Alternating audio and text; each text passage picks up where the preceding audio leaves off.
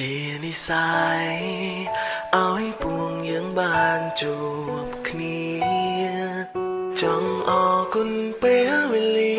ដែលឲ្យអូនបាននៅក្បែរចង់ប្រាំថាចិត្តនេះស្រឡាញ់បែងដងទុនតែងអូនអិនឡើយជានាងបងសូមផ្ញើក្តីស្នេ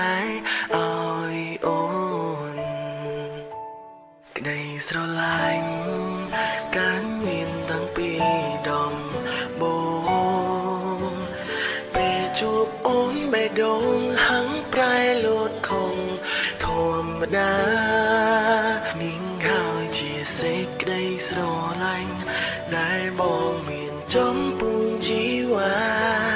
បងនឹងថែរក្សាស្នេហានាងមួយជី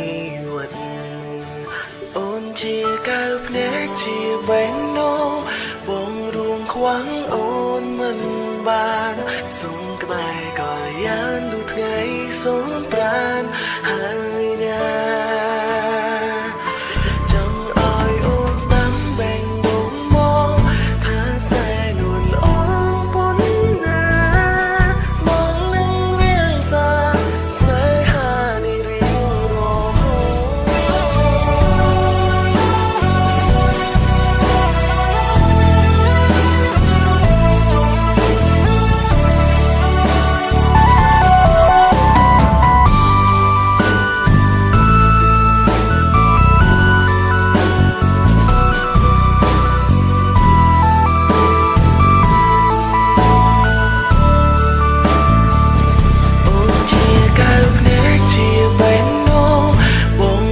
ខ្វាំងអូនមិន